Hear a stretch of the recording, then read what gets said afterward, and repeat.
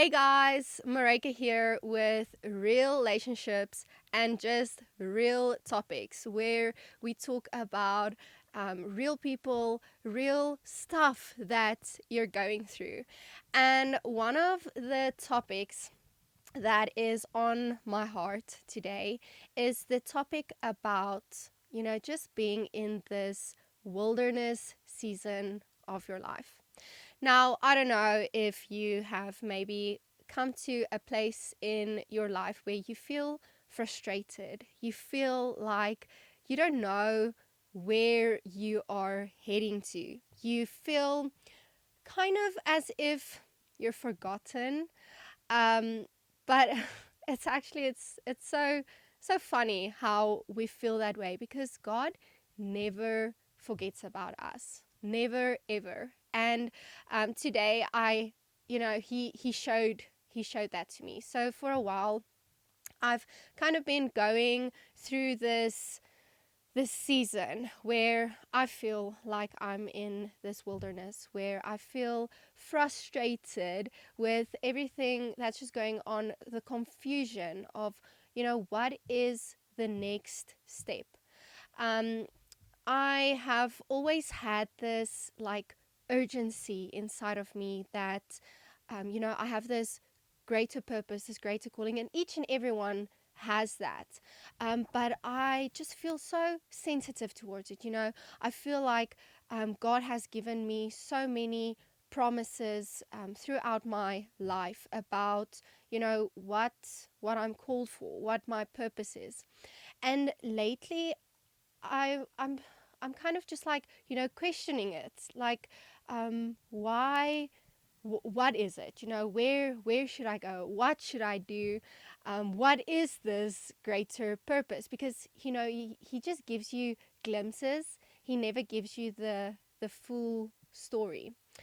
And today I asked God to, just share with me what is on my heart. And I was actually just listening to praise and worship music on YouTube.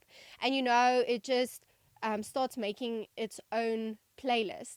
And all of a sudden, between all of the songs that I listened, there was a teaching of John Bevere. And what the teaching was about is that for you to enter into your destiny, there has to be a season of wilderness. And when I saw this, I was like, oh my word, this is for me. I have to listen to this. And it was honestly just so incredible what he spoke. And so the three things that he mentioned was that usually there's like this three-step process towards destiny. It's not actually like a recipe, and it's not necessarily to say this is how it's going to be always.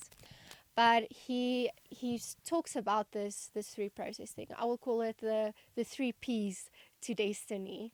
So the first P is the promise. A lot of times God comes and he gives you this promise of what he wants to do with your life.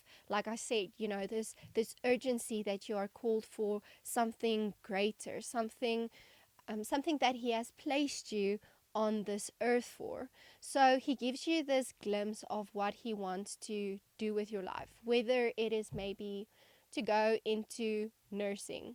Maybe it is to become a businessman or a businesswoman. Maybe it is to speak to nations.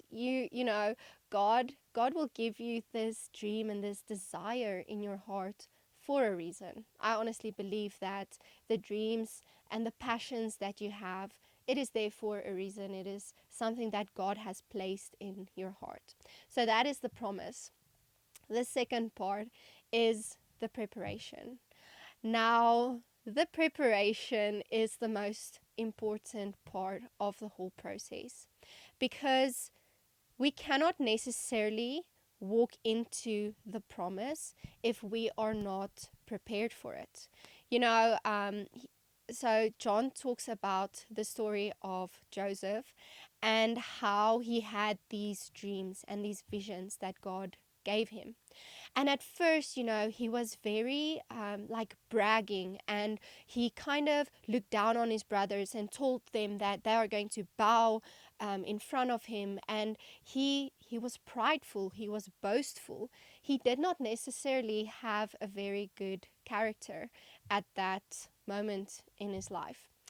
And then he went through different processes throughout his journey where God was working on his character. He was taking him through different things to actually also test his character, to grow him, so that in the end the promise could be fulfilled. Because if Joseph had to become the leader that he was with that prideful, boastful character, he wouldn't have been the great leader that God has called him to do. So we have to sometimes go through very hard moments in life to build our character. I mean, it speaks so in James, where it says there, but be glad, rejoice when you're going through trials and tribulations, because it tests your character, and it builds that endurance,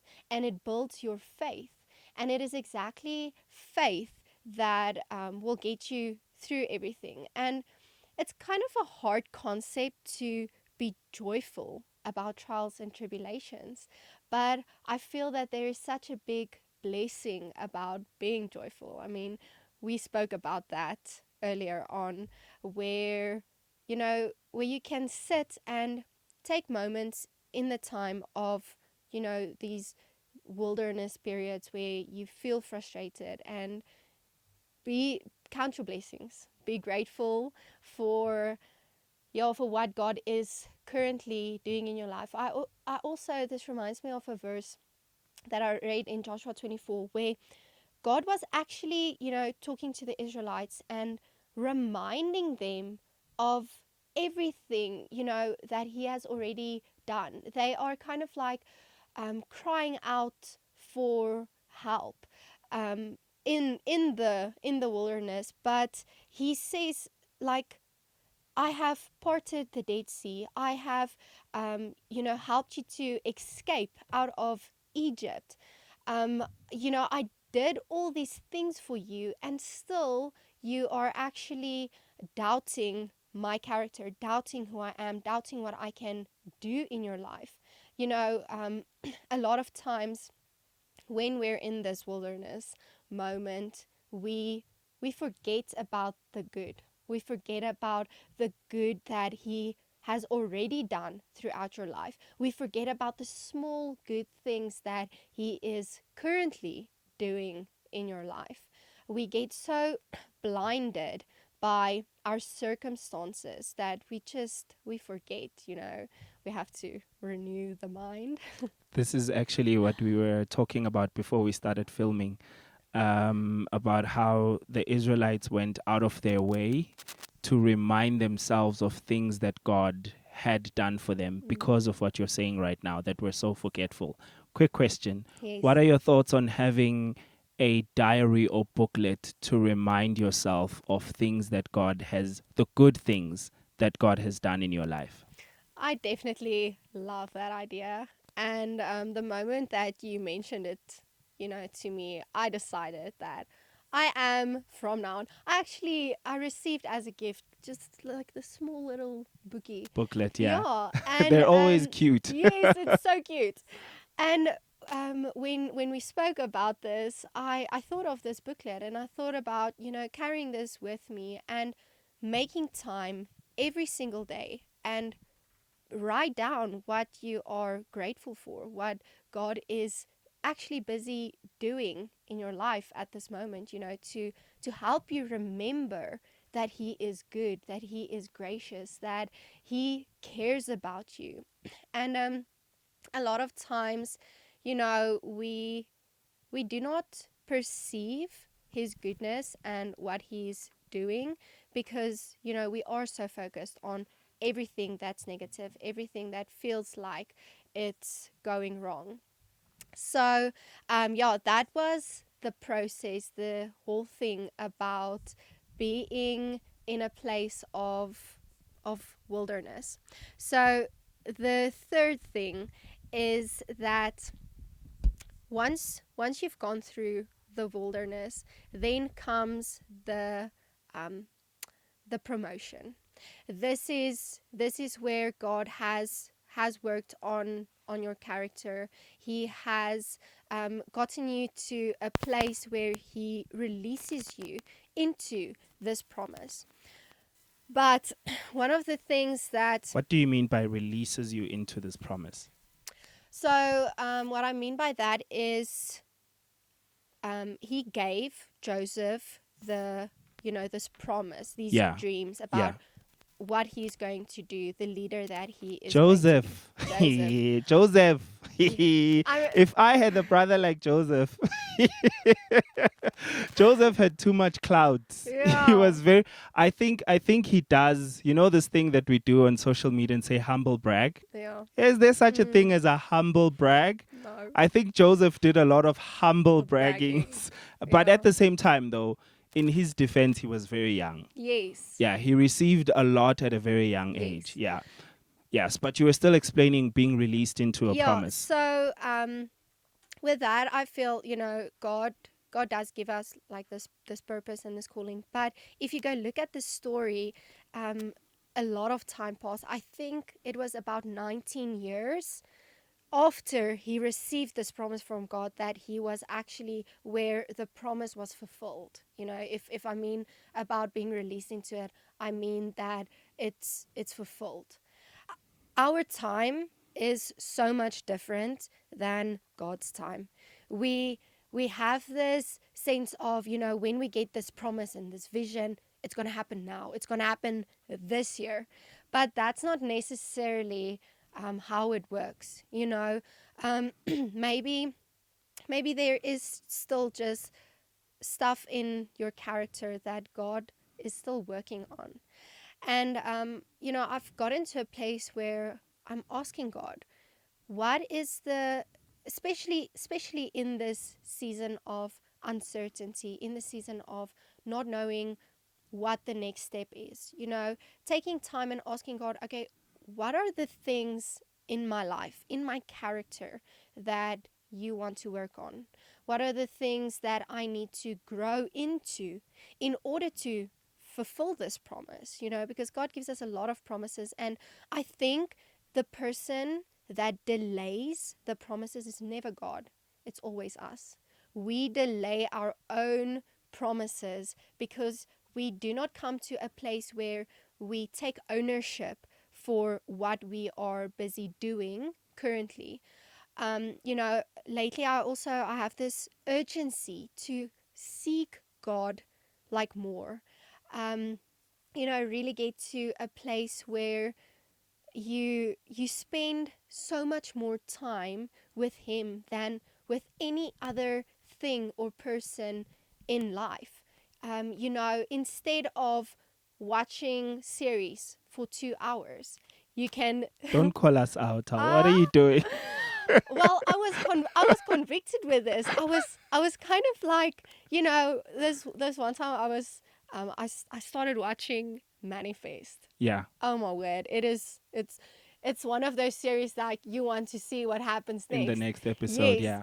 As I wanted to play the next episode, I was kind of like convicted a bit. I was like, you are not wasting, you are spending 45 minutes of your time at this moment watching series. And, there's nothing wrong with sometimes just escaping reality, watching series.